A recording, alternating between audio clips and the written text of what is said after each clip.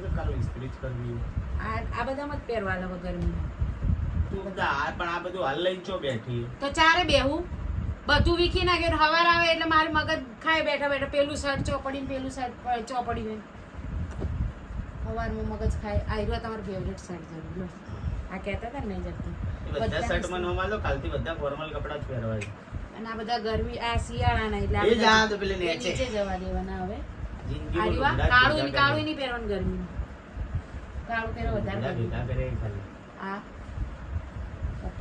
કપડા આઈ જવા દો ને